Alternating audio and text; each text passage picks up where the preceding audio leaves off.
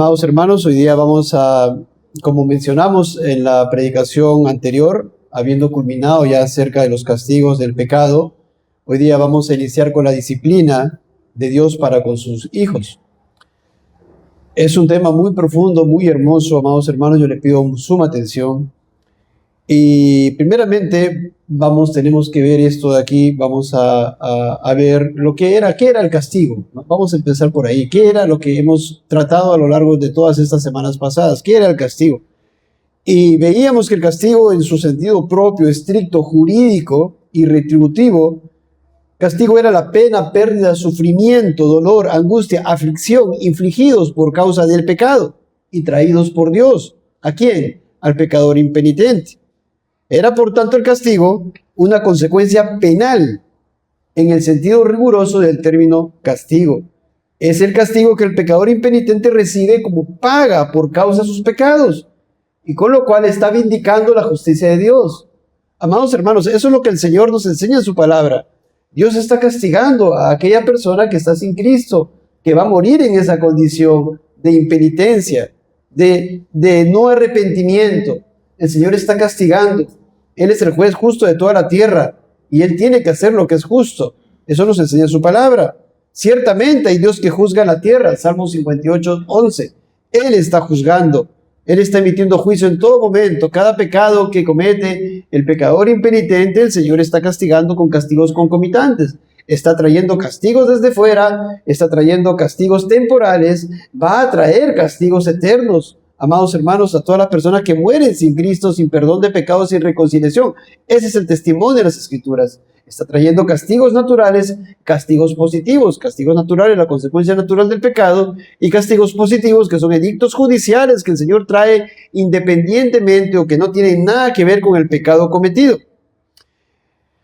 La palabra del Señor dice también en Lamentaciones 3:37, ¿quién será aquel que diga que sucedió algo que el Señor no mandó? ¿Quién puede haber en esta tierra que diga sucedió algo sin que el Señor lo haya mandado? No, eso es necio, de ninguna manera. Todo lo que sucede en esta tierra, el Señor tiene un propósito y el Señor lo ha decretado, lo ha ordenado así, sin existir pecado en él. Ese es el testimonio claro de las Escrituras. Si alguien está afligido, y también, si no está en Cristo, también, eso forma parte de la providencia del Señor, amados hermanos, y castigos para aquellos que están sin Cristo. Decía el teólogo Luis Berkhoff al respecto del castigo: la palabra castigo se deriva del vocablo latino poena, que significa castigo, expiación o pena.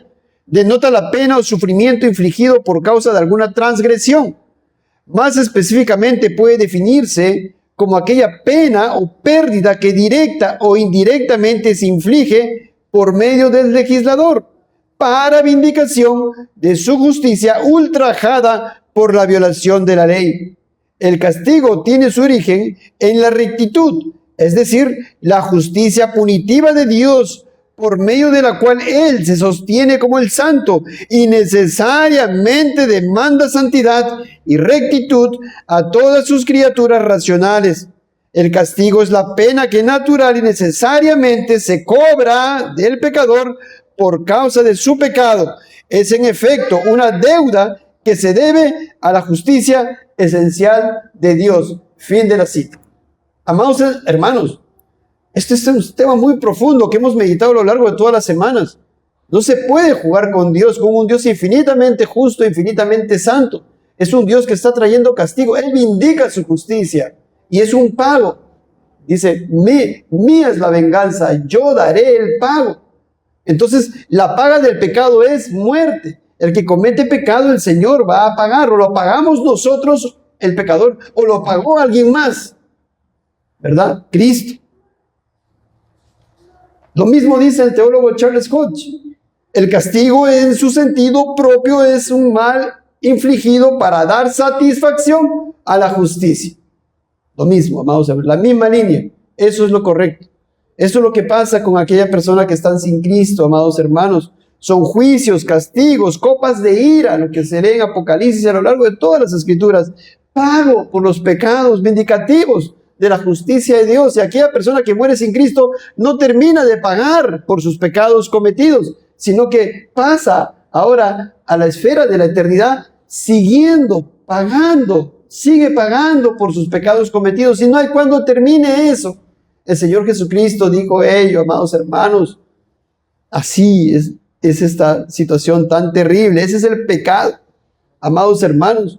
Y si hemos tenido mucho cuidado y hemos estado muy atentos a las predicaciones, amados hermanos, cuando el Señor, por ejemplo, abrió la tierra, vimos esa predicación en el libro de Números, y Natán, ¿verdad? Corén y Abirán, Datán y Abirán y sus familias cayeron en la tierra, los tragó. Amados, Dios los trajo por amor ese castigo, o era vindicativo de su justicia. ¿Era una copa de ira o es que Dios por amor les trajo eso? Era vindicativo de su justicia. Tenemos que entender la diferenciación entre estas cosas, amados hermanos, en virtud también a lo que vamos a ver en un momento. Dios está derramando copas de ira, amados hermanos, y Él es justo por todas estas cosas. Nadie puede decir, oh Dios, usted es malo porque hay un infierno eterno, qué malo es. No, hermanos, Él es justo, Él es santísimo. Y lo que hizo con Datán, con Coré, con Abirán, lo que hizo con Nadab, con Abiud, ¿verdad? Con Ofni y Finés, los hijos de Eli. Esos fueron castigos, amados, positivos, traídos por Dios. Lo que hizo con Saúl, con Onán, con el rey Jorán. Y así a lo largo de todas las escrituras, amados hermanos, vemos castigos que el Señor trae vindicando su justicia. Pero en el caso de nosotros, amados hermanos, en el caso de los creyentes, sucede algo muy precioso. No pagamos por un solo pecado. No vindicamos la justicia de Dios. Hace un momento lo hemos entonado. Justicia mía perfecta. El inmutable y gran yo soy. Él es justicia nuestra. Él es el justo por nosotros los injustos. Somos injustos, pecamos aún siendo creyentes. Y solamente nos podemos aferrar a la justicia de un perfecto, y es Cristo. Y no hay más esperanza fuera de esa. Por eso, amados hermanos, tenemos que tener una convicción clara, un conocimiento claro de lo que es el pecado. El pecado es terrible delante de Dios. El pecado, un solo pecado se trajo abajo toda la raza humana. ¿Por qué? Alguien puede decir, ¿por qué se comió solamente una frutita y pasó todo esto? ¿Por qué? Oye, porque el pecado es así delante de un Dios infinitamente santo. Pero en nuestro caso, Cristo cargó los pecados de todo su pueblo. Isaías 53:5 dice, mas Él herido fue por nuestras rebeliones. Él fue herido no por sus rebeliones, fue herido por rebeliones nuestras, de todo aquel que cree en Él. Molido por nuestros pecados. Él, Cristo, fue molido, mire, quebrantado por su Padre en esta tierra, en la cruz del Calvario. El clima, la cúspide de su sufrimiento por nuestros pecados. El castigo de nuestra paz fue sobre Él. El castigo que nosotros deberíamos justamente, amados hermanos, merecer la condenación eterna, fue sobre Cristo. El castigo de nuestra paz para estar ahora en paz con Dios, reconciliado con Dios, fue sobre Cristo. Su alma fue afligida hasta la muerte. Dice todo esto. 1 Pedro 2:24, quien llevó él mismo nuestros pecados en su cuerpo sobre el madero. Romanos 3:21, Romanos 3:22 y muchos pasajes nos enseñan, amados hermanos, que somos salvos por la justicia de otro, Cristo. Y por tanto no vindicamos la justicia de Dios, pues Cristo lo hizo por nosotros. Él se puso ahí en proposición nuestra, cargando nuestros pecados. Y solamente una persona divina, y eso vamos a ver cuando veamos ahora Cristología, ya mayor profundidad. Vamos a ver que solamente una persona divina, solamente Cristo como Dios y hombre podía salvarnos, redimirnos, rescatarnos. No podía ser un ángel, amados hermanos. Qué tremendo. Pero, ahora avancemos. Pero Dios nos salva para ser santos. Nos llama a santificarnos. Romanos 1:7 dice, a todos los que estáis en Roma, amados de Dios, llamados a ser santos. 1 Corintios 1:2 también dice, llamados a ser santos. 1 Pedro 1:16, Dios nos dice, sed santos porque yo soy santo.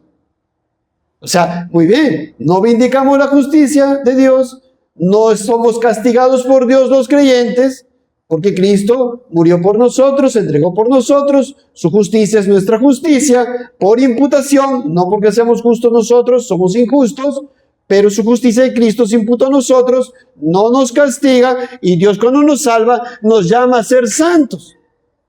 Importante. No podemos decir, entonces como Cristo murió por mí, vamos a seguir pecando, vamos a seguir emborrachándonos, vamos a seguir ahí en nuestros vicios, vamos a dejar de congregar, total, si Cristo murió para mí. No, Él cuando nos salva nos llama a ser santos. Sé santo porque yo soy santo. Pero alguien podría preguntarse, entiendan por favor, ¿por qué Dios cuando nos salva no nos quita el estado pecaminoso? Y nos pone en un estado en el que nuestro viejo hombre ya no pueda ni quiera pecar. ¿Alguien podría hacer eso? Podría decir, a ver, si Dios nos salvó, entonces ¿por qué mejor Dios no nos salvó? Y nos pone ya en una condición, en un estado en el cual ya no podríamos pecar ni queríamos pecar más. Podríamos hacernos esa pregunta y ya no necesitaríamos santificarnos. No pecaríamos nada, no caeríamos en pecados. Pero ¿saben qué? Dios lo pudo haber ordenado así. Lo pudo haber ordenado así, Él es poderoso. Pero Dios determina lo que le trae más gloria.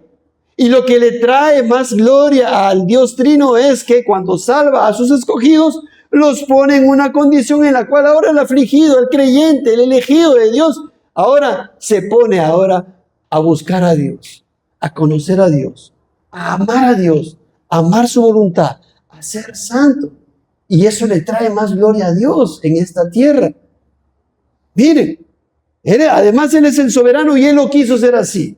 Él nos quiso salvar y ponernos en una condición en la cual no nos quitó el viejo hombre, no nos quitó la vieja naturaleza, no nos quitó el estado pecaminoso, pero sí nos unió, estamos unidos a Cristo, el Espíritu Santo mora en nosotros y tenemos el poder para luchar contra el pecado y eso le da gloria a Dios. Además de que, como vamos a desarrollar, escuchen por favor, las siguientes situaciones que sucederían si Dios nos hubiera quitado ese estado pecaminoso. Escuchen, estos son supuestos.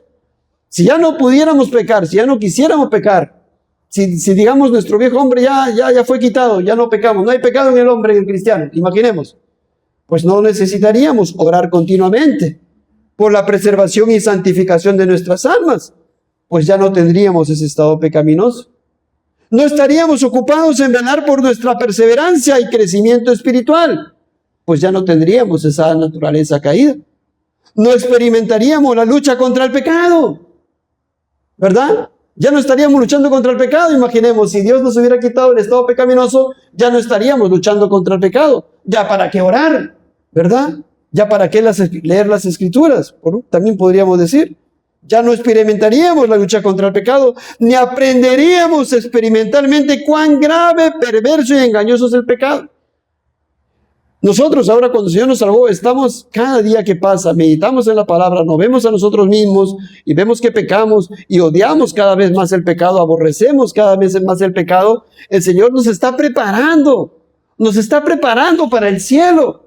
Imagínense que hay un niñito, hay una familia, tiene un hijito, nace el hijito y digamos hipotéticamente a la semana ya es un adulto y se casa y se va, digamos. ¿Aprendería a amar a sus padres? ¿Habría afectos para con sus padres como los que ahora vemos, verdad? Que crecen en el seno del Padre y hay amor por el Padre, aprenden la obediencia, aprenden la rectitud. Es lo mismo. El Señor nos hizo eso, amados hermanos. Si nosotros no tuviéramos estado pecaminosos, entonces no odiaríamos el pecado por experiencia propia posterior a la conversión. Ni seríamos llevados a valorar más profundamente la grandeza de la persona y la obra del Señor Jesucristo. No conoceríamos tan claramente lo perverso que es el orgullo y la confianza en nosotros mismos. No aprenderíamos lo que significa la dependencia continua de la gracia sustentadora y santificadora de Dios. No nos humillaríamos continuamente ante Dios, rogándole por ayuda para combatir con nuestra naturaleza pecaminosa. Pues no tendríamos tal naturaleza pecaminosa en este caso supuesto. No seríamos ejercitados en vigilancia espiritual, humildad y dependencia continua de Cristo, ni creceríamos de la misma manera en nuestro anhelo por Cristo. No estaríamos deseando estar ya en el cielo para no pecar, pues no habría tal pecado en esta tierra, ¿verdad? No tendríamos el sentimiento de querer estar libres de pecado y en perfecta comunión con Cristo, ¿verdad? No buscaríamos con la misma necesidad crecer en el conocimiento del Dios Trino y de sus perfecciones para descansar solo y únicamente en Él y en su nombre. ¿No sería tan necesaria la comunión de los santos para exhortarnos los unos a los otros en la palabra? El Señor Jesucristo no intercedería continuamente por pecados presentes y remanentes de los creyentes, ni sería glorificado en este aspecto particular de su obra mediadora. Como Cristo va a interceder por nosotros si ya no pecamos. En ese sentido ya no intercedería, ¿verdad? Sería mermada, por usar una palabra, su oficio sacerdotal. El Señor Jesucristo ya no necesitaría preservarnos continuamente del pecado, ni de las tentaciones del mundo, de la carne y del demonio, y no sería glorificado en este aspecto particular en su oficio regio, de rey. El Señor Jesucristo ya no nos santificaría progresivamente mediante la enseñanza a nuestros corazones con su palabra y por su espíritu, y por tanto no sería glorificado en ese aspecto en su obra en su oficio de profeta. Por tanto, tantas cosas y más podríamos poner. Lo que le da más gloria al Señor es esto. ¿Qué cosa? Que cuando nos salvó, nos dejó aún con el estado pecaminoso, para que nosotros aprendamos la obediencia, para que nosotros amemos la santidad, para que nosotros ahora en este caminar aborrezcamos más el pecado. Amados hermanos, esto es lo que le da mayor gloria a Dios. Amados hermanos, y Él nos llama a santificarnos, a no pecar, a mortificar nuestros pecados con toda nuestra alma, con toda nuestra mente y con toda nuestra fuerza. Porque debemos amar a Dios con toda nuestra alma, con toda nuestra mente y con toda nuestra fuerza, lo cual implica guardar sus mandamientos. Porque amar a Dios es amar sus mandamientos. Amados hermanos, Dios lo ha determinado así. Entonces, pero lamentablemente, en virtud de nuestra naturaleza corrupta, a nuestro estado pecaminoso aún pecamos. Pero gracias a Dios por esto, amados hermanos, que Él ha prometido salvarnos. Él nos salvó, nos salva y nos salvará. Esto es sumamente importante, por favor, presten atención. Mucha gente se engaña diciendo, yo soy salvo porque un día tomé mi decisión. ¿Pero está siendo salvo? Ese es un tema importante. ¿Qué nos enseña la palabra? Tito 3:5 dice, nos salvó no por obras de justicia que nosotros hubiéramos hecho, sino por su misericordia, por el lavamiento de la regeneración y por la renovación en el Espíritu Santo. Dice, nos salvó. ¿En qué tiempo está ese verbo salvar? Pasado, ¿verdad? Nos salvó. Es pasado. Y alguien puede decir, ya nos salvó, entonces pues ya estoy salvo, ya se acabó. No, porque la palabra también nos enseña. Hay un presente. Filipenses 2:12. Por tanto, amados míos, como siempre habéis obedecido, no como en mi presencia solamente, sino mucho más ahora en mi ausencia, ocupaos en vuestra salvación con temor y temblor. Presente. Dios nos salvó de la culpa del pecado, de la condenación del pecado, y ahora nos está salvando del poder del pecado. En este caminar cristiano nos está salvando del poder del pecado, que nos lleva a pecar, y estamos luchando con el pecado. Como dice el apóstol Pablo, porque si vivís conforme a la carne, moriréis, mas si por el Espíritu hacéis morir las obras de la carne, viviréis. Entonces Dios nos está salvando. La pregunta ahora hasta este momento es, alguien que dice, no, Dios me salvó porque tomé una decisión. La pregunta es, ¿Dios te está salvando? ¿Estás luchando con el pecado? ¿Estás teniendo victoria con tu pecado? ¿Eres más santo que ayer? ¿Eres más santo que el año pasado? ¿Estás aborreciendo más tu pecado? Eso es que Dios te está salvando. Amados, no mucho más podríamos profundizar aquí, pero tenemos que llegar al tema que se viene. Pueden ver ustedes que Dios nos está salvando en Romanos 6:14, 1 Corintios 1:18, 2 Corintios 1:6, 1 Pedro 2:2. Pero no solamente es presente, sino es futuro. Noten ustedes, Romanos 13:11 dice, y esto, conociendo el tiempo que es ya hora de levantarnos del sueño, porque ahora está más cerca de nosotros nuestra salvación que cuando creímos. No te miren lo que dice ahora el apóstol. Ahora está más cerca de nosotros nuestra salvación. O sea, no es que era pasado, no que es presente, oye, es futuro, o también es futuro. Eso es perseverancia. Dios nos salvó para seguir salvándonos porque nos salvará. Así que nosotros estamos esperando nuestra salvación. Somos salvos, ¿no? Los que tenemos a Cristo, los que hemos sido unidos a Cristo, y Dios me está salvando del pecado, y seré salvo finalmente del pecado, de la presencia del pecado. 1 Pedro 1:5. Que sois guardados por el poder de Dios mediante la fe para alcanzar la salvación que está preparada para ser manifestada en el tiempo postrero. Alguien podría decir, apóstol Pedro, ¿cómo usted va a decir para alcanzar la salvación si yo soy salvo? Es que la salvación es así. Nos va a salvar ahora de la presencia del pecado. Nos salvó de la culpa y condenación del pecado. Ahora nos salva del poder e influencia del pecado y nos salvará de la presencia del pecado, amados hermanos. ¿Estás siendo salvado? ¿Tienes esta esperanza? Y por eso el cristiano, como dice Salmo 119:41, oh Jehová, tu salvación conforme a tu dicho. Venga a mí tu misericordia, oh Jehová, tu salvación conforme a tu dicho. Este cristiano está esperando su salvación. Sabe que es salvo, es creyente, es cristiano y está esperando, está pidiéndole a Dios, Señor, que venga tu misericordia, que venga tu salvación. Sálvame, Señor, porque el pecado me está agobiando. Sálveme, Señor. Desfallece mi alma por tu salvación, mas espero en tu palabra. Salmo 119:81. ¿Por qué dice esto? Desfallece mi alma por tu salvación. ¿Acaso no fue salvo? Así que fue salvo y ahora está luchando con su pecado, con el mundo. Ese es el contexto de Salmo 119, con los impíos que lo afligen y lo quieren llevar a pecar. Y el Señor le está librando del pecado, está pidiendo que Dios lo salve del pecado y que sea salvado del pecado. Esa es la salvación. Pasada, presente, futura. No que la salvación se pierde. Si uno, como dice Tito 3:5, nos salvó, no por obras de justicia, y más adelante dice, sino por la regeneración.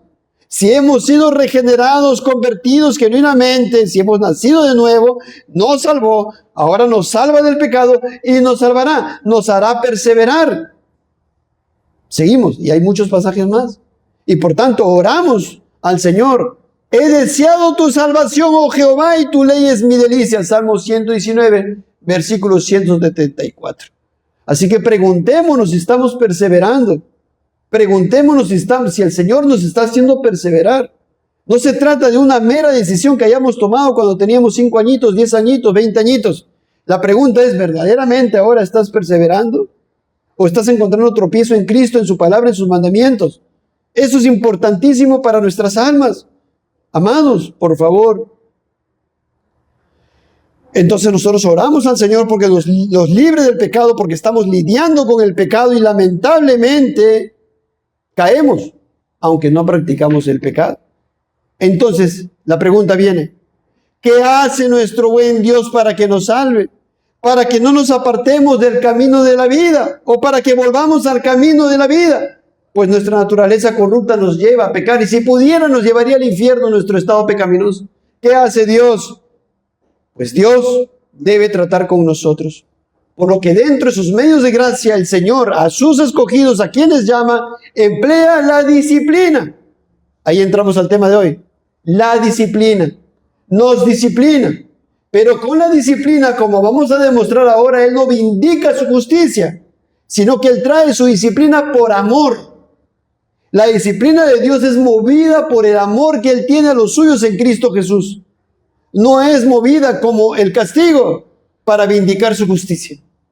Son dos cosas distintas, completamente distintas, por favor. No podemos empezar que Dios disciplinó a Judas ahí cuando Judas ahorcó. No. Dios disciplinó a Faraón cuando le hizo morir a su primogénito. No, eso no era disciplina, eso era castigo. Ya se había endurecido el hombre. Dios lo castigó a Coré y enterrándolo por... No lo disciplinó. Dios lo castigó. Amados hermanos, Saúl, ¿verdad? Y tantos, el rey Acab, el rey Corán que predicamos la semana pasada, son castigos.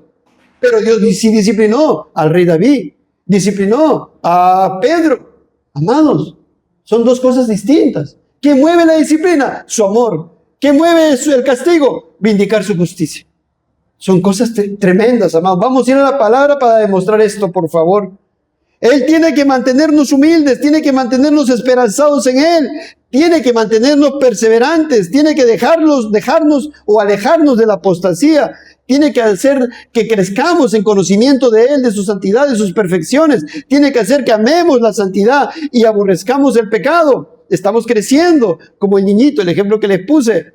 No es que en 10 días ya creció inmediatamente, nació bebito chiquitito y en 10 días ya tiene 2 metros de alto, va y se casa. ¿Qué afectos tendrá? ¿Qué amor tendrá para el padre? ¿Qué amor tendrá para la madre? ¿Qué amor tendrá para los hermanos? Si lo mismo pasó con los hermanos. Amados hermanos, el Señor eso quiere hacer con nosotros. Él nos está preparando, amados hermanos, para vivir con Él por la eternidad. Y Dios nos ejercita en esta tierra y nos prepara para la eternidad. ¿Lo está haciendo contigo? ¿Te está trayendo disciplina o te está trayendo castigo? Mira, qué importantes son estas cosas. Dios debe recibir la gloria en su obra salvífica al cambiar a pecadores empedernidos que éramos, amados hermanos, y que seguiríamos siendo si el Señor no nos hubiera salvado. Toda la gloria para Él, como dice el apóstol Pablo en Romanos 11, porque de Él y por Él y para Él son todas las cosas, a Él sea la gloria por los siglos. Amén. Y por tanto, Dios, ¿qué tiene que hacer para que sigamos avanzando? Disciplinarnos. ¿Por qué? Porque nos ama. ¿Y qué es la disciplina? Perdónenme que estoy yendo un poco rápido en estos puntos porque quiero entrar a este punto de la disciplina, porque si no me va a faltar el tiempo. ¿Qué es la disciplina? ¿Qué es la disciplina correctiva? ¿Cuál es la naturaleza de la disciplina a la luz de las Escrituras? Bueno, vayamos a Lucas 2:43, por favor. Vayamos a Lucas 2, versículo 43.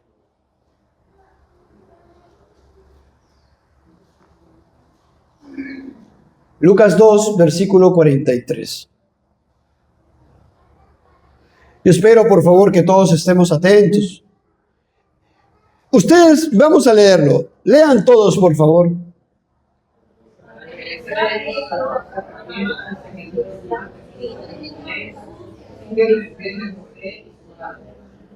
Hay una palabra ahí, dice, se quedó el niño. Esa palabra niño, presten atención, amados hermanos, es peis, en griego koiné, peis, ¿ya? Es niño, es hijo. También se traduce a veces como siervo. Esa palabra niño, de Lucas 2:43, dice, se quedó el niño. Esa palabra niño, esa palabra es en griego peis, ¿ya? Peis. Y se traduce a veces como niño o como hijo, amados hermanos. Por ahí, hasta ahí. Y se usa más de 20 veces en el Nuevo Testamento. ¿Ya? Estamos ahí. Peis. Que ahí aquí se traduce como niño. Que en el griego el número strong es el número 3816. ¿Me comprenden hasta ahí? Niño. Hijo. Pero en el Nuevo Testamento tenemos también otra palabra. Y vamos a Hebreos 12:5. Por favor. Hebreos 12:5. Estamos ahí. Hebreos 12, versículo 5. Y leamos por favor en Hebreos 12:5. Y habéis ya olvidado la exhortación que como a hijos se os dirige, diciendo, Hijo mío, no menosprecies la disciplina del Señor, ni desmayes cuando eres reprendido por Él. Amados, dentro de un momento vamos a ir más de lleno a Hebreos 12. Solamente quiero tomar algunos puntos aquí para poder desarrollar este tema primeramente. Dice, hijo mío, no desprecies la disciplina. Esa palabra disciplina en griego es paideia, que viene, amados hermanos, de la palabra primera que vimos, peis, que es hijo, ¿verdad? Peis es hijo. Y acá dice, disciplina es paideia. Viene o tiene que ver con la palabra anterior que vimos. O sea, amados hermanos, ¿qué está diciendo? ¿Qué nos enseña esta palabra? Esta palabra disciplina tiene que ver con la palabra hijo. ¿Me están comprendiendo? ¿Por qué? Porque el griego se deriva de la palabra de que se traduce como hijo o niño o siervo. Entonces, amados hermanos, ya usted va viendo la relación. Disciplina tiene que ver con hijo. Disciplina tiene que ver con alguien a quien uno trata como hijo. ¿Y cómo trata uno a un hijo? Lo ama, lo quiere su bien. Entonces, ¿qué estamos viendo aquí en Hebreos 12:5? Habéis ya olvidado la exhortación que como a hijos se os dirige diciendo, Hijo mío, no menosprecies la disciplina del Señor. O sea que la disciplina tiene que ver con un trato amoroso que se da a un hijo, un niño. Es la formación, educación, disciplina paternal, pero una formación que puede incluir aflicción, tristeza, angustia, dolor en aquel hijo que recibe la disciplina. ¿Está entendiendo? Mire, hermanos, esto es muy profundo. Entonces usted va viendo aquí algo distinto a lo que es castigo, puesto que la disciplina tiene que ver con el trato de un hijo que es amado, ¿verdad? Un padre ama a su hijo, ama a su hija, ¿verdad? Eso es natural, es algo, digamos, fraternal. El Señor nos ha organizado, nos ha creado así. Repito el versículo. Habéis ya olvidado la exhortación que como a hijos os dirige, diciendo, hijo mío, no menosprecies la disciplina del Señor, ni desmayes. Esa palabra que nos hace ver, desmayes, que aflige. Ahí está. Esto tiene las tres palabras. Disciplina, que tiene que ver con el hijo, y que no desmayes. O sea que aflige. Amados hermanos, entendamos estas cosas. Lo mismo pasa, por ejemplo, ya que están en Hebreos 12, ustedes ven el versículo 7, dice, si soportáis esa palabra disciplina es la misma, peideia. Ahí está. Tiene que ver con el trato con un hijo, pero que aflige. Hebreos 12:8. Pero si se os deja sin disciplina, la misma palabra. 12:11. Es verdad que ninguna disciplina. Ahí usted lo ve 4 veces. Esta palabra es un sustantivo, peideia, que tiene que ver con el trato con un hijo, que es para su bien, para ejercitarlo, para educarlo, para instruirlo. Tiene que ver con un hijo, porque esta palabra en griego está asociada, amarrada a esa raíz que es hijo, niño. ¿Comprenden, amados hermanos? Eso es sumamente importante. Más adelante vamos a volver a Hebreos 12 dentro de un momento. Pero sigamos viendo cómo se traduce esta palabra peideia en otros versículos. Porque esta misma palabra en griego se traduce en otros versículos, no solamente como disciplina. Eso es importante. Sí. Por ejemplo, 2 Timoteo 3:16. Vamos a leer 2 Timoteo 3:16 y 17. Dice, toda la escritura es inspirada por Dios y útil para enseñar, para redarguir, para corregir, para peideia. Aquí está traducida como ¿qué? Como instruir. Aunque aquí la Reina Valera pone instruir como un verbo, pero realmente en otras versiones es traducida como instrucción. Porque realmente en otras traducciones dice para la instrucción en la justicia o para el amaestramiento en la justicia. O sea que esta palabra, este sustantivo realmente peideia, que antes en hebreo se traduce como disciplina 4 veces, aquí se traduce como instruir, que es instrucción. O sea que la disciplina instruye. ¿A quién? Al hijo. Y lo trae Dios. Y es para su bien, es por amor. Vamos formando toda la idea. Por eso dice aquí en el 17, a fin de que el hombre de Dios sea perfecto. O sea, ¿es para su mal o para su bien? Para su bien. Amados hermanos, entonces estamos formándonos, es muy importante, la naturaleza de la disciplina. ¿Qué es la disciplina? Para que nadie nos engañe. Dios no castiga a sus hijos, Dios nos disciplina. ¿Por qué? Vamos a seguir viendo, no me quiero adelantar. Seguimos viendo, esta misma palabra se traduce también en Efesios 6:4. Vamos a Efesios 6:4, esta palabra peideia. Se traduce también en Efesios 6:4. ¿Cómo se traduce en Efesios 6:4? Dice Efesios 6:4. Y vosotros, padres, no provoquéis a ira a vuestros hijos, sino criadlos en peideia, disciplina y amonestación del Señor. Si usted medita, y hemos meditado en Efesios 6:4, el padre, ¿cómo cría a su hijo? ¿Porque lo odia? No, porque lo ama. Ahí está. Dice, no provoquéis a ira a vuestros hijos, sino criarlos en disciplina, peideia y amonestación del Señor. Y es para el bien de los hijos. Entonces, escuchen, un resumen hasta aquí. Hasta aquí tenemos que peideia es traducido como disciplina e instrucción. Y hasta aquí vemos que es un trato por amor para con un hijo. Que en el caso de la disciplina correctiva, aflige, duele, entristece, pero que es para la instrucción y ejercitamiento de la persona que recibe tal trato, o sea, el hijo, y es para su bien. Nace del amor de Dios la disciplina. Es el trato de Dios a sus hijos. Es para el bien del disciplinado. Es para su corrección. Y no es el pago vindicativo de su justicia. Amados, ¿hasta ahí estamos? ¿Estamos claros? Ahora, en el Nuevo Testamento tenemos también otra palabra. Esto es para poder tener las cosas más claras. Y para eso vayamos a Hebreos 12:9. Hebreos 12:9. Y leámoslo todos, por favor. Cuando le digo todos, les pido por favor que el que está a su costado también que lea todos, por favor. Hebreos 12:9. Lean, por favor.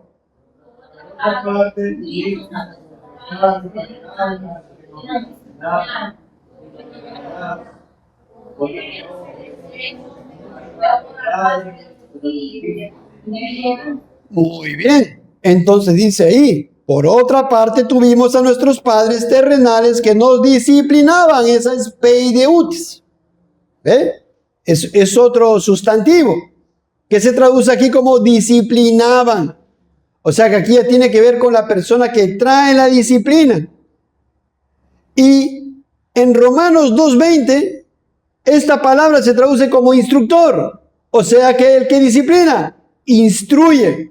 Y eso ratifica el concepto que hemos estado viendo hasta este momento, de que el que disciplina o la disciplina es para instruir, es para el bien y que puede afligir y es traído por amor, amados hermanos. Pero hay otra palabra que se pronuncia en griego paidagogos, de donde viene la palabra pedagogía. Qué interesante, ¿no? Paidagogos, de donde viene la palabra pedagogía. Y esta palabra usted lo ve en Gálatas 3:24. Vámonos a Gálatas 3:24. Y dice, de manera que la ley ha sido nuestro ayo, ahí está, paidagogos, para llevarnos a Cristo a fin de que fuésemos justificados por la fe.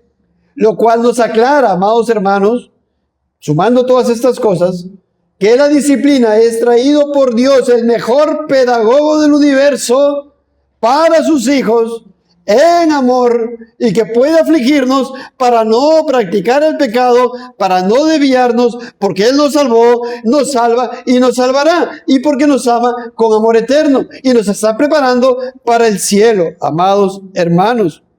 Hay otras palabras más. No quiero que se compliquen, pero hay otra palabra que tiene que ver con esta raíz, que es peideuo, amados hermanos, y que es un verbo, y que se traduce como corrija. Le voy a dar nada más los versículos. Se traduce como corrija en 2 Timoteo 2:25. Se traduce como enseñándonos en Tito 2:12. Se traduce como disciplina en Hebreos 12:6, en Hebreos 12:7 y en Hebreos 12:10. Hasta ahí un momento. O sea que eso sigue formándonos la idea, el conocimiento de lo que es la disciplina. La disciplina enseña, corrige, instruye, lo trae el mejor pedagogo cuando es una disciplina de parte de Dios. Y aquí ahora nos vamos a Apocalipsis 3:19 para que ustedes aprendan algo aquí, por favor. Vamos todos a Apocalipsis 3:19.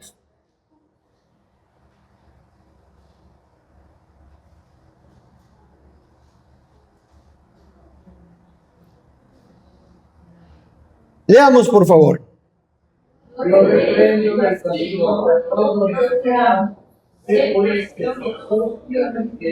Hermanos, ustedes me podrían decir, mira, el Señor Jesús está diciendo, yo reprendo y castigo a todos los que amo. Pastor, usted se equivocó. Jesucristo está diciendo que a los que ama los castiga. No, es que esta traducción de la Reina Valera 60 dice castigo, pero esta palabra es peideuo. Y es disciplinar por amor a un hijo. O sea que bien, como en otras versiones, esta palabra es traducida en otras versiones como corrijo y disciplino. ¿Me comprendió usted? Entonces, bien, usted podría leerlo, o deberíamos leerlo. Yo reprendo y corrijo, disciplino a todos los que amo. ¿Ya comprendió usted? Esa es la traducción correcta. Entonces, ahí está. Nuevamente, la palabra disciplina en todo el Nuevo Testamento, los sustantivos, los verbos y todas las conjugaciones que vemos ahí, está relacionado a un trato que viene Dios, hace Dios para con sus hijos en amor y que a veces los puede afligir. para su instrucción, traído por el mejor pedagogo del universo que es Dios. ¿Comprendieron, amados hermanos? Hasta ahí. Ahí está. Hay otros pasajes más, pero ya no vamos a ir. Entonces tenemos que las Escrituras enseñan que Dios, quien nos ama con amor eterno y quien es infinitamente sabio y el mejor pedagogo, ¿no es el mejor pedagogo? Oh, Jesucristo es el mejor pedagogo que nos enseña nuestros corazones. Nos disciplina también correctivamente a nosotros sus hijos y por ello, por amor, nos aflige, entristece, angustia, pero es para nuestro bien, por causa de nuestros pecados. Así que, por ejemplo, en práctica, hermano, usted está sufriendo alguna enfermedad. ¿No será que Dios lo está disciplinando porque lo ama con amor eterno y porque usted está cayendo en pecado? ¿No es diligente con su comida? ¿O no es diligente para prepararse el sábado para congregar el domingo? Y el Señor le está trayendo una aflicción. Y las aflicciones pueden ser diversas. No solamente una enfermedad. Puede ser la enfermedad de un pariente, en un hijo. La pérdida de un pariente también puede ser disciplina. La pérdida del trabajo o la merma económica puede ser también, porque son tratos que Dios trae que afligen para corregir, instruir a su hijo, a quien ama con amor eterno, porque no se le puede escapar de la mano. ¿Entienden, amados hermanos? No se puede perder su hijo, no se va a perder de ninguna manera. El Señor Jesús dijo: mis ovejas oyen mi voz y yo las conozco y me siguen. Yo les doy vida eterna y no perecerán jamás, ni nadie las arrebatará de mi mano. Nadie la va a arrebatar, ni el pecado, ni Satanás, ni los demonios, ni falsos maestros, ni nadie. Ningún pariente que lo quiera dejar, no. Y si se aleja es porque no era creyente. Si se aparta de la fe era porque nunca fue realmente salvado, porque no nació de nuevo. Si no persevera en los caminos de santidad del Señor, claro que puede tener caídas y todo, pero si ese es su común denominador, está practicando el pecado. ¿Qué pasó? El Espíritu Santo no mora en esa persona que dice ser convertida para que lo redarguya del pecado y lo lleve a Cristo. Hay un problema. La palabra por eso dice, amados hermanos, que el que practica el pecado es del diablo. Primera de Juan. ¡Qué tremendo! El Señor Jesús dice: nadie las arrebatará de mi mano. Ningún Bar Jesús o Elimás, ningún pariente cercano o lejano, ni los demonios, ni el mismísimo Satanás, ningún perseguidor de cristianos, ninguna adversidad, ningún pecado. Por tanto, Dios nos debe disciplinar, porque nos ama. Porque nos ama, y por eso Él dice en el Juan 10:29, nadie las puede arrebatar de la mano de mi Padre. Amados hermanos, qué tremendo. Y por eso Él nos disciplina. ¿Por nuestros actos pecaminosos? Sí.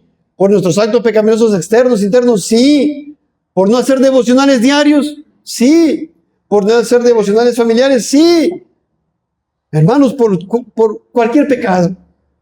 ¿Por no poner a Dios por encima de todo? ¿Por desobedecer a nuestros padres? Dios nos puede traer una enfermedad, una aflicción. Mire, por desobedecer al pastor, no sujetarse a una iglesia local, por no anhelar la membresía, por no desear bautizarse en agua, que es un mandamiento del Señor, por no querer someterse a otros hermanos miembros, por hacer sus estudios, trabajos, proyectos involucrando pecados. Sí, si es su hijo, Dios lo va a disciplinar. Mire, Salmos 89:30, por favor. Salmos 89:30.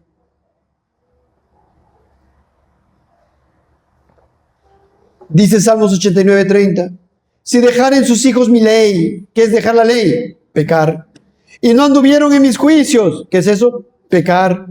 Si profanaren mis estatutos, ¿qué es eso? Pecar. Y no guardaren mis mandamientos, ¿qué es? Pecar. ¿Qué dice el 32? Entonces castigaré. Y esta palabra en hebreo, ya no voy tanto al hebreo, es disciplinar, amados hermanos. Con vara su rebelión y con azote sus iniquidades. ¡Qué tremendo! ¿Qué dice el Señor? Si mis hijos dejan la ley, mi mandamiento, mis estatutos, entonces no hay problema, lo voy a seguir ahí. No, Él dice, los castigaré, los disciplinaré con vara. Su rebelión, o sea, su pecado. ¡Qué tremendo! ¿Por qué? Porque nadie se puede alejar de su mano. Nadie se puede apartar de Él definitivamente. Tiene que hacerlo reaccionar a su hijo. Y con azote sus iniquidades. Pero miren el 33, es su hijo. Mas no quitaré de él mi misericordia, ni falsearé mi verdad. 34, no olvidaré mi pacto, ni mudaré lo que ha salido de mis labios. Qué precioso el Señor. ¿Por qué hace eso? Porque somos sus hijos. Él no va a falsear a su misericordia, no quitará su misericordia, no va a olvidar su pacto eterno de redención que tuvo con su Hijo para salvarnos, que ahora estamos en su pacto de gracia. No, Él ha jurado por sí mismo, amados hermanos, y esto es precioso y grandioso. Qué tremendo. Ahora sí nos vamos a Hebreos capítulo 12, desde el versículo 1. Hebreos 12:1.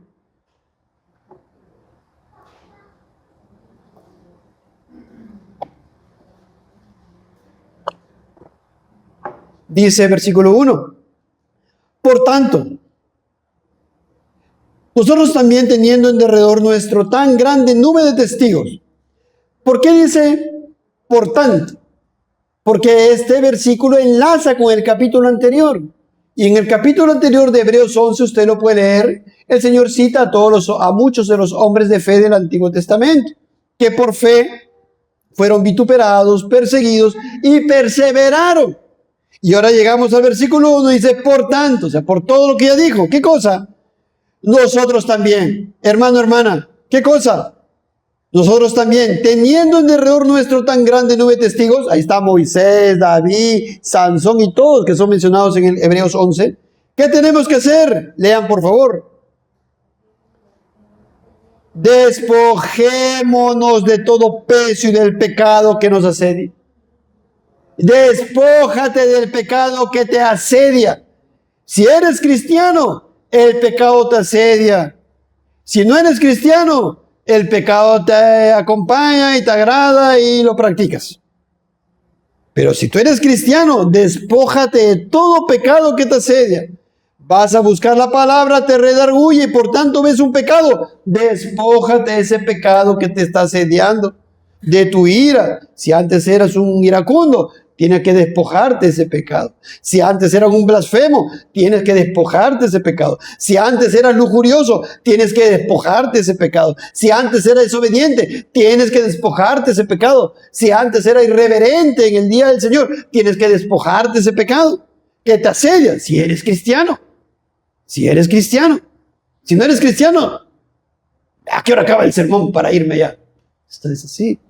Pero si eres cristiano, mira, el Señor te dice, despójate de todo pecado que te asedia, de todo peso, porque es como una mochila que pesa y cada vez pesa más. ¿Cómo vas a caminar tu caminar cristiano, valga la redundancia, con toda esa mochila lleno de pecados y disposiciones pecaminosas, actos pecaminosos externos e internos? Y ahí también te ha metido tu estado pecaminoso, que solamente va a dejar de ser cuando ya partamos a la eternidad. Tienes que despojarte del pecado que te asedia. Y corramos con paciencia la carrera que tenemos por delante.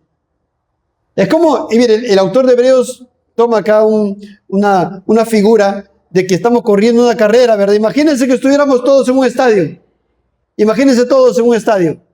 Vamos a empezar la carrera y uno tiene una mochila grandota y otro tiene zapatillas de fierro de metal y otro se ha puesto un pantalón y una camisa ahí encima una chompa. Va a poder correr bien. Y otro se pone un grillete ahí en el pie izquierdo. Va a poder correr bien. Así nosotros tenemos una carrera que es partir y ver a Cristo. Y tenemos que despojarnos del pecado. No podemos ir con nuestro pecado. Tenemos que mortificar nuestro pecado. Porque si no hacemos morir las obras de la carne, por el Espíritu moriremos. Si no estamos luchando con el pecado, esa es la realidad. El Señor lo dice, moriremos. Tenemos que estar en una lucha férrea con el pecado todos los días. Eso es negarse a sí mismo y llevar la cruz cada día, amados hermanos. Ese es el Evangelio, ¿verdad? Despojémonos de todo el peso y el pecado que nos asedia y corramos con paciencia la carrera que tenemos por delante, como si fuera una carrera ahí. ¿Cómo? ¿Cómo? ¿Qué más, Señor? ¿Cómo? Hebreos 12:2. Puesto los ojos en Jesús. Alguien corre una carrera y está puesto sus ojos en quién, un trofeo, ¿verdad? O de repente un premio, $1 millón es el que gana la carrera. Pero el cristiano corre poniendo sus ojos en Cristo. Que un día vamos a partir y vamos a ver a Cristo, sus manos horadadas, como le hemos entonado hace un momento, manos cariñosas. Ahí está. Puesto los ojos en Jesús, el autor y consumador de la fe, el cual por el gozo puesto delante de él, sufrió la cruz, menospreciando lo oprobio y se sentó a la diestra del trono de Dios. O sea, es como si el Señor también en esta tierra estaba corriendo una carrera. ¿Cuál era? Hoy aquí está. Él dice aquí, el cual por el gozo puesto delante de él tenía su mira, como dice Isaías 53, terminar esta carrera en esta vida, ir a la cruz del Calvario y ver ahí la salvación de sus hijos, los creyentes, sus escogidos. Eso tuvo en mira y por eso lo hizo. Y nos está poniendo el autor de Hebreos como ejemplo a Cristo, para que nosotros lo hagamos, amados hermanos, también. Dice en el versículo 3, considera aquel que sufrió tal contradicción de pecadores contra sí mismo, para que vuestro ánimo no se canse hasta desmayar. En esta carrera tenemos que tener nuestros ojos puestos en Cristo y tenemos que despojarnos del pecado. Tenemos que tener fe en Cristo y arrepentirnos de nuestros pecados. Esas dos cosas que nos va a acompañar. Si Dios nos ha dado en la conversión el don y la fe, como dones que vienen y gracia que viene de Dios, nos va a acompañar y siempre nos vamos a arrepentir y siempre vamos a creer en Cristo y en su justicia. Y vamos a seguir puestos nuestros ojos en Él, corriendo esta carrera. Y en el 3, versículo 3 dice, considera, piensa, medita en aquel Cristo que sufrió tal contradicción, o sea, tal persecución, tal vituperio. ¿De quién? De pecadores contra sí mismo. O sea, hermano, no te va a ser fácil. Considera que así como Cristo en esta tierra fue vituperado, odiado, aborrecido por llevar su cruz, tú también, considéralo por si acaso también. No pienses que nadie te va a aborrecer, te van a aborrecer. Por tanto, considera aquel que sufrió tal contradicción de pecadores contra sí mismo. ¿Para qué voy a considerar a Cristo que sufrió eso? Aquí está. Para que vuestro ánimo no se canse hasta desmayar. Para que tú digas, si a mi Cristo lo rechazaron y lo llevaron a la cruz y le golpearon y lo mataron, yo, que soy su siervo, ¿cómo no voy a pasar eso? Bien, Señor, voy a obedecerle sin importar lo que me vitupere. ¿Entienden? Bueno, versículo 4. Y miren lo que dice esto, qué exhortativo. Porque aún no habéis resistido hasta la sangre combatiendo contra el pecado. Mira, díganme ustedes, hermanos, hermanas, ¿qué lucha han tenido más fuerte? ¿Hasta la sangre? ¿Hasta la muerte? No, porque los veo vivos. Miren. ¿Qué te está diciendo el Señor? Te está diciendo que aún no habéis resistido hasta la sangre. Si es necesario, amados hermanos, tienen que seguir perseverando, llevando su cruz cada día, amados, y mortificando sus pecados, si es necesario hasta la muerte. ¡Qué tremendo! Eso es lo que dice el Señor, no me invento yo. El pecado es un terrible oponente que se debe resistir hasta la sangre, hasta la muerte, si es necesario. No, es que pastor, ¿sabe que ya no podía más y tenía que ir a robar? Porque tenía que comer, ¿no? Hasta la sangre. ¿Y qué? ¿No como, pastor? Hasta la sangre, dice aquí la palabra, no lo digo yo. Porque pecado es pecado. Y el pecado, esto se predicó hace tiempo en esta serie, el pecado es absoluto. No es que, pastor, mira, yo no vengo a la iglesia porque estaba cansado. Pastor, yo no quiero congregar porque, ¿saben qué? Fui a visitar a mi abuelita. Sí, ¿por qué no fuiste ayer en la noche? Porque ayer en la noche estaba jugando fútbol. Y anteayer, estaba viendo una película. Y antes de ayer, bueno, es que estaba ahí leyendo una novela. Y entonces lo quieres hacer en el día del Señor. Y todo el día. No, fui una horita nomás de ahí, me fui a ver la Champions, el final de la Champions, etc. ¿Se dan cuenta, hermanos? ¿Se dan cuenta? Miren lo que dice el Señor. No habéis resistido hasta la sangre combatiendo contra el pecado. Y si pecamos, el Señor nos advierte. Ahí está el contexto, versículo 5. Ahí está el versículo 5, el Señor nos dice, la primera parte, y habéis ya olvidado la exhortación que como a hijos se os dirige diciendo, hijo mío, hasta ahí un momentito, ahí está, una exhortación que como a hijos se dirige. Amados hermanos, no tenemos el tiempo para ir a todos los versículos, ¿verdad? Pero en Juan 1:12 dice, mas a todos los que le recibieron, a los que creen en su nombre, les dio potestad de ser hechos hijos de Dios. ¿Quiénes son hijos de Dios conforme a Juan 1:12? Los que creen en su nombre. Y los que no creen en su nombre, no les dio la potestad de ser hechos hijos de Dios. ¿Quién es hijo de Dios? Adoptado por Cristo Jesús. El que cree en su nombre, el cristiano. Amados hermanos, no lo digo yo, no me lo he inventado, dice aquí. Mas a todos los que le recibieron, a los que creen, la fe salvadora, los cristianos, en su nombre, les dio potestad de ser hechos hijos de Dios. En Efesios capítulo 1, Versículo 4 dice, según nos escogió en Él, ahí está hablando de Cristo, antes de la fundación del mundo, para que fuésemos santos y sin mancha delante de Él, en amor. Versículo 5 de Efesios 1. Habiéndonos predestinado para ser adoptados hijos suyos por medio de Jesucristo. Hemos sido escogidos, ahí está Efesios 1, usted léalo completamente. Desde antes de la fundación del mundo, por Dios, en Cristo, para ser adoptados hijos suyos. Si no has sido tú elegido, si tú no crees en Cristo y no te interesa Cristo ni su palabra, tú no puedes decir, soy adoptado hijo de Dios, soy hijo de Dios. No, aquí está la palabra es verdadera, no me lo estoy inventando. Gálatas 4:5, Gálatas 4:4. Pero cuando vino el cumplimiento del tiempo, Dios envió a su Hijo, nacido de mujer y nacido bajo la ley, para que redimiese a los que estaban bajo la ley, a fin de que recibiésemos la adopción de hijos. Este tema lo hemos estudiado profundamente ya en la confesión, en un capítulo anterior. Hijos adoptados. Somos hijos de Dios adoptados en virtud de la obra de Cristo. Somos parte de su familia. Y por tanto tenemos derecho, por la misericordia de Dios, a la herencia que obtuvo Cristo en el cielo. Porque somos hijos. Nosotros somos nuestros hijos. Viene alguien y lo adoptamos, otro hijo, y él también le damos de comer, le damos ropa, tiene techo y es sujeto a la herencia. ¿Por qué? Porque es un hijo adoptado, pero es hijo. Igual nosotros tenemos derecho a la herencia. Pero un hijo natural, tenemos nosotros 5 hijos, ¿ya? Y digamos que están andando mal, ¿qué hacemos? Lo disciplinamos, ¿verdad? ¿Para qué? ¿Por su mal? No, porque le amamos, porque le queremos, porque queremos su bien. Y si adoptamos una persona más, adoptamos un hijo más, ¿a él también tenemos que corregirlo, disciplinarlo? Sí, ¿por qué? Porque lo amamos, lo mismo. Y eso va a decir ahora en adelante el autor de Hebreos. Eso es lo que está diciendo. Y leamos nuevamente Hebreos 12:5. Y habéis ya olvidado la exhortación que como a hijos os dirige, diciendo, hijo mío, no menosprecies la disciplina, peideia, del Señor, ni desmayes cuando eres reprendido por Él. O sea que Dios, ¿qué ha hecho? Nos ha adoptado como hijos. No éramos sus hijos, éramos rebeldes, hijos de desobediencia, hijos de ira, igual que los demás. Éramos ajenos de la vida de Dios, no éramos de su pueblo. Ahora somos pueblo. Nos adoptó. Cuando nosotros creemos en Cristo, Él nos recibe como parte de su familia. Pero como somos sus hijos y nos ama y quiere nuestro bien, cuando somos desobedientes y somos rebeldes, aún por nuestro estado pecaminoso y por no mortificar nuestros pecados, Él como un hijo nos ama y nos disciplina. Y ya hemos visto que la disciplina nos instruye, nos corrige y puede traer aflicción, enfermedad, carencias, necesidades, pérdidas. ¿Por qué? Porque nos ama. ¿Pero por qué no lo hace de otra manera Dios? Porque nuestra mente es así y la mente de Dios es infinita. Él es el que sabe todo mejor. Él es el mejor pedagogo. ¿Recuerdan ustedes lo que vimos? Ahí está. Así que hermano, ¿usted qué tiene que hacer?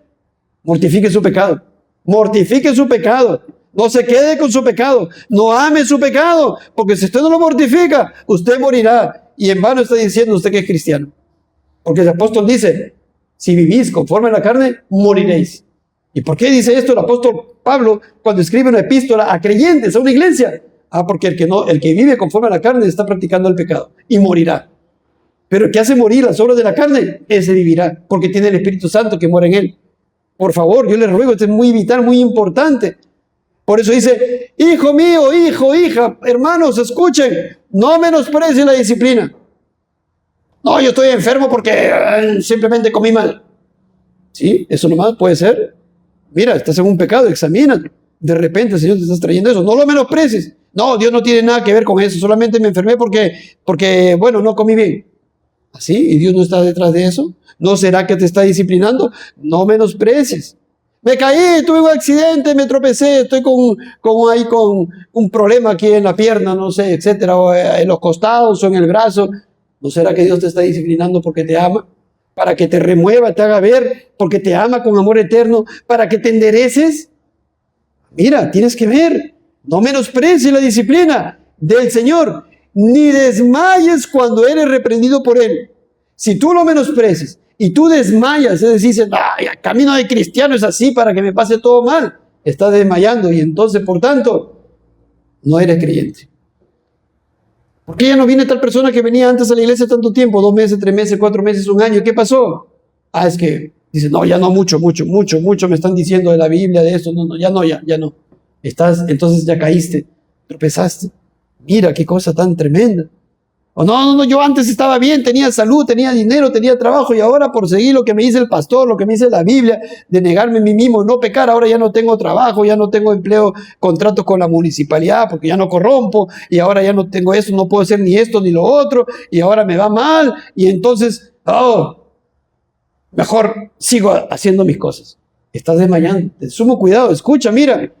Entonces Dios, a quien ama, a sus hijos, los disciplina, trayéndonos aflicción para nuestro bien futuro, el mejor bien mayor que es el bien eterno. Porque Él está mirando con su mente infinita que nuestro bien, Él está pensando no en nuestro bien temporal, sino está pensando sobre todo, principalmente en nuestro bien eterno. Porque somos sus hijos. Como hijos podemos esperar corrección y reprensión. Como hijos debemos ver la disciplina como algo que viene de Dios, nuestro Padre, para nuestro bien. Como hijos debemos tomar las medidas correctivas de Dios muy seriamente, no menospreciándolas ni tomándolas a la ligera, sino entender que Dios, amados hermanos, nos envía adversidades a nosotros, que somos sus hijos, porque nos ama y lo hace para el bienestar de nuestras almas que son eternas.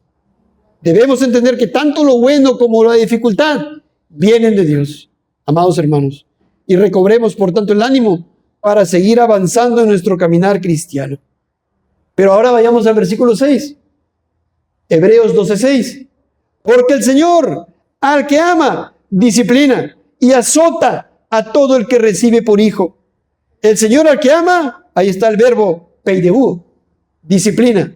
¿Y qué era esta palabra, amados hermanos? Lo hemos aprendido.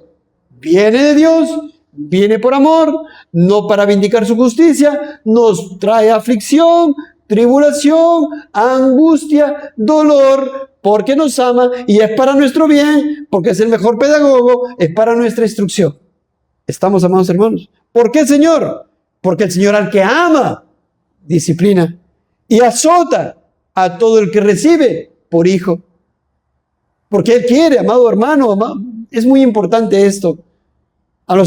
Yo les ruego, por favor, no desmaye, no menosprecie la disciplina, no se desanime, porque de repente usted puede decir, pero antes estaba mejor. Sí, pero si estás en Cristo, eso es lo mejor. Sí, pero ya ahora se redujeron las posibilidades de trabajo aquí y allá, porque acá yo podía tener contratos millonarios y aquí podía hacer esta trafa y también iba a tener, y ahora no, acá podía estudiar tal cosa y ahora se redujeron ahí digamos, se hizo más angosto el camino.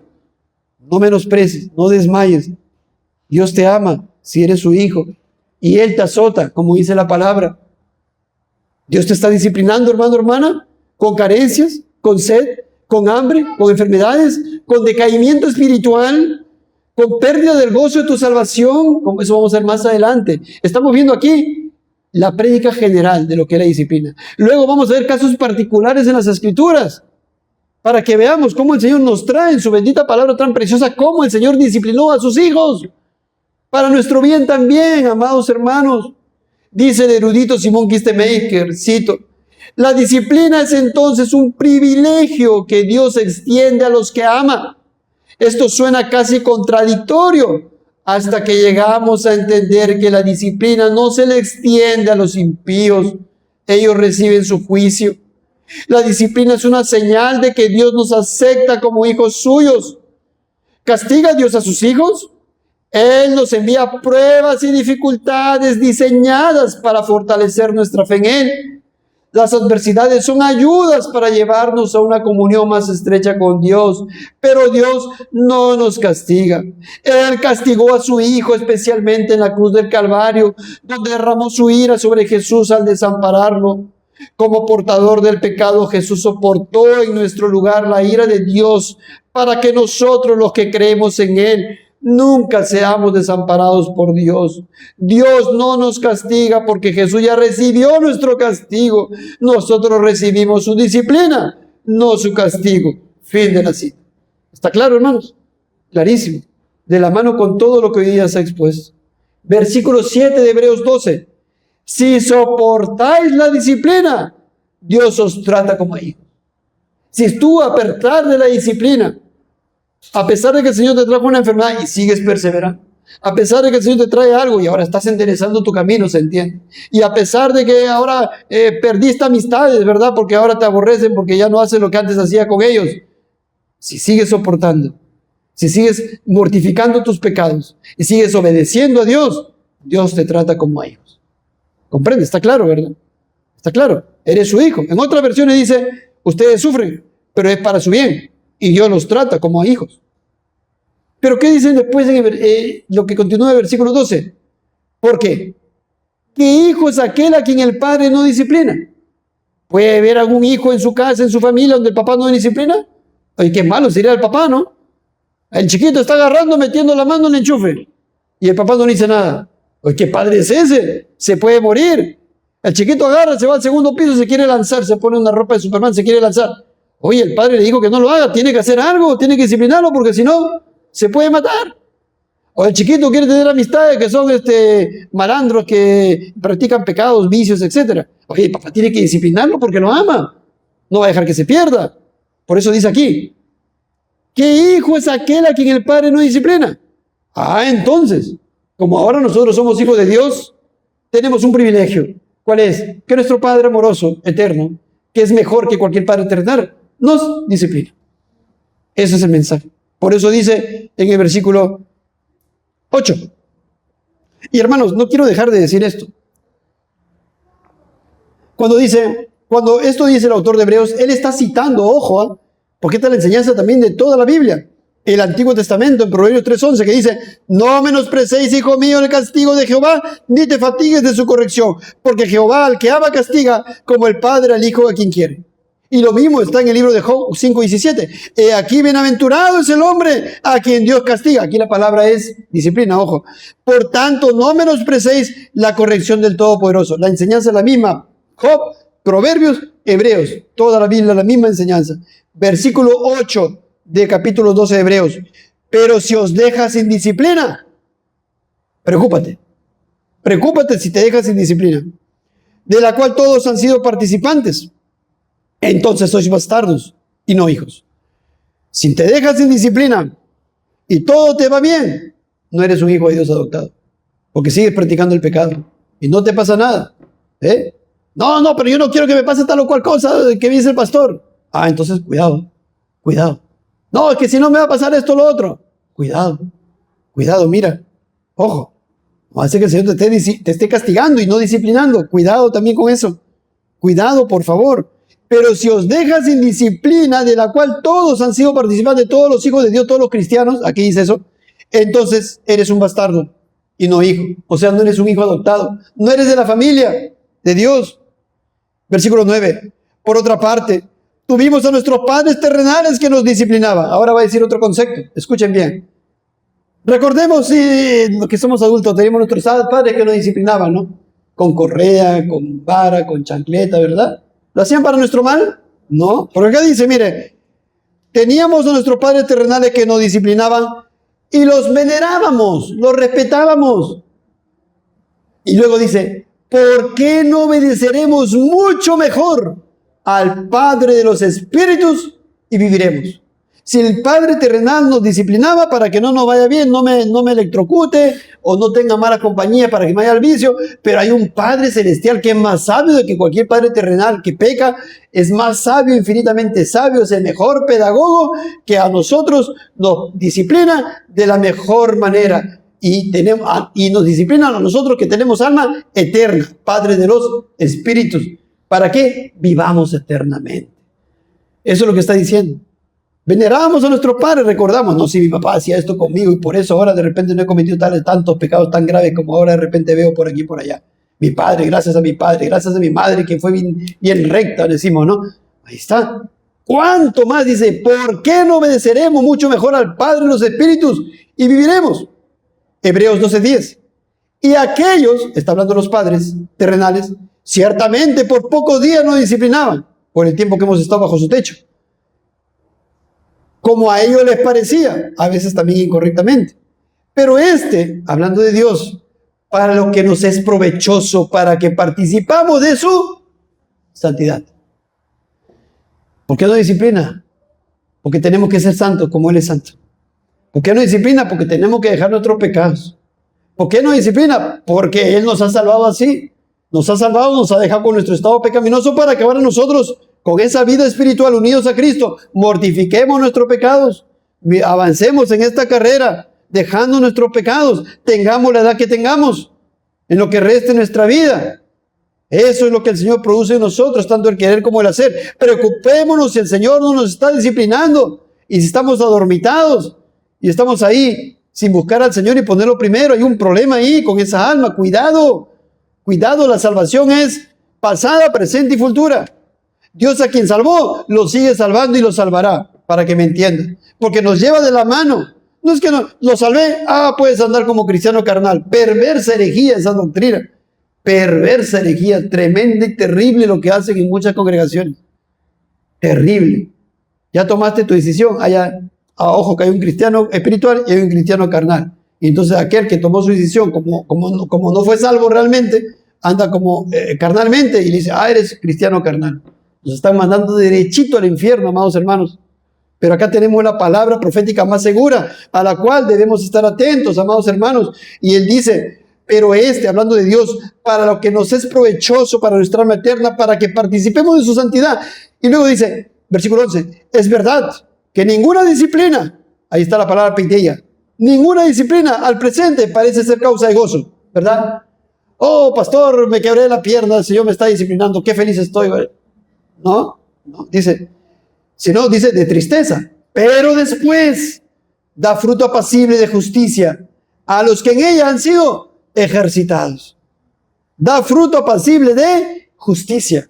Ahora esa persona, sí Señor, usted me trajo esto, me trajo aquella cosa, me trajo esto, sí Señor, porque yo he estado pecando en esto, en lo otro, y usted lo sabe. Señor, perdóneme, tenga misericordia de mí, sálveme Señor, ayúdeme, deme su gracia para poder mortificar este pecado, porque he pecado contra usted he pecado y he hecho lo malo delante de sus ojos, Señor. Ahí está, y ahora anda mortificando tales y cuales pecados. Ese es el camino del cristiano, amados hermanos. Este es el camino del cristiano de santidad. Y por eso dice, por lo cual levantad las manos caídas y las rodillas paralizadas. Ese es como decir, no tengo el tiempo para explicar más a detalle, es como decir, tu rodilla paralizada, tus manos caídas. Oye, no obro para Dios y no camino para Dios. No le oro a Dios, estoy ahí adormecido. Levanta tus manos caídas y tu rodilla paralizada y haced sendas derechas para vuestros pies, para que lo cojo no se salga del camino, sino que sea sanado. Seguid la paz con todos y la santidad, sin la cual nadie verá al Señor. A veces solemos aprendiendo en memoria ese versículo y ahí queda, ¿verdad? Pero aquí está el contexto general. Ahí te está diciendo el Señor, Dios te disciplina para que avances en santidad. Si no avanzas en santidad, ojo, te dice el Señor. Si no sigues la santidad, si no te santificas, no verás al Señor. ¿De qué salvación estás hablando entonces? Comprendan, por favor. Voy a leerle dos comentarios de Charles Hodge. Dice, el erudito Charles Hodge, el teólogo, el castigo en su sentido propio es mal infligido para dar satisfacción a la justicia.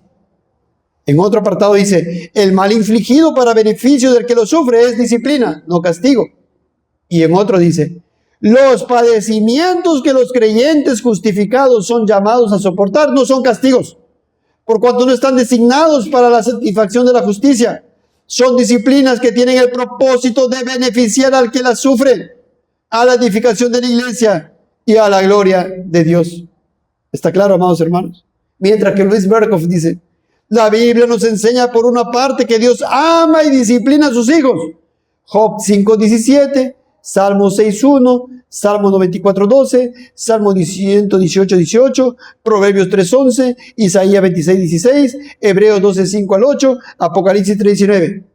Y por otra parte que Él aborrece y castiga a los malhechores. Salmo 5:5, Salmo 7:11, Nahum 1:12, Romanos 1:18, Romanos 2:5 y 6, Segunda Tesalonicenses 1:6, Hebreos 10:26-27, fin de la cita. Se nos han metido en la cabeza lo que todas las congregaciones dicen, Dios ama al pecador, pero aborrece el pecado. ¿Dónde está eso en la Biblia? Demuéstreme dónde está eso. O sea que Dios porque ama al pecador y aborrece el pecado, lo lanza al infierno al pecado, ¿verdad? Y el pecador que lo ama, no. Al incrédulo impenitente no lo envían. La palabra no dice eso. Hemos leído cuántas veces, amados hermanos. Dios está irado con el impío. Aborrece hasta todo lo que hacen iniquidad. Por favor, yo les exhorto a aquellos que no están en Cristo verdaderamente. El Señor te dice, venid luego, dice Jehová, y estemos a cuenta. Te llama, por favor, a que te arrepientas. Si no estás verdaderamente tú caminando en caminos de santidad, viviendo para Dios, negándote a ti mismo, Dios te llama y te dice, qué bueno es Él. Venid. Te llama, mira, qué bueno, ¿no? Venid luego, dice Jehová, estemos a cuenta. Me debes un montón, has pecado un montón y la paga del pecado es muerte, pero puedes venir a mí. Y en Cristo Jesús, todo eso es borrado. ¡Qué tremendo! ¡Gratis! Estemos a cuenta, qué bueno es Él. Y si vuestros pecados fueren como la grana, como la nieve, serán emblanquecidos. Como la nieve, blanquísima, ¿verdad? Y tus pecados son tan sucios. Si fueran rojos como el carmesí, vendrán a ser como blanca lana. Él te llama. El Señor Jesús, en el precioso pasaje, una vez predicamos esto, en el último gran día de la fiesta, era la fiesta de los tabernáculos, Jesús se puso en pie, alzó la voz, imagínense a nuestro Señor alzando la voz, hablando alto para que todos escuchen, teruá, diciendo, si alguno tiene sed, venga a mí y beba. Has pecado tanto delante del Señor, te mereces el castigo, te mereces toda aflicción, porque la paga del pecado es muerte, y porque Dios juzga en esta tierra, te lo mereces, todo lo que te pasa. No hay nada que pase en esta tierra que Dios no traiga, pero Jesús tan bondadoso te dice, si tienes sed, ven a mí y bebe. Él es la fuente infinita de gracia, fuente de la vida eterna, le hemos entonado. En Él hay perdón, en Él hay reconciliación. En Él hay santidad, en Él hay perseverancia, en Él hay arrepentimiento, en Él hay fe, en Él hay resurrección, en Él hay vida eterna y vida espiritual para tu alma eterna. Y Él te dice, bebe, ven y bebe. No te dice, ven y compra, ven y bebe, tómalo. Cree en Cristo, corre a Él, arrepiéntete de tus pecados, corre a Él y Él te recibirá. Y dirás, oh mi Dios, usted, mi Cristo, murió por mí. ¿Cómo me ama con amor eterno? Y aún yo peco, pero usted me atrae este bien, esta disciplina, porque me ama para mi bien eterno. Oh Señor, ayúdeme a no pecar contra usted. Oremos al Señor.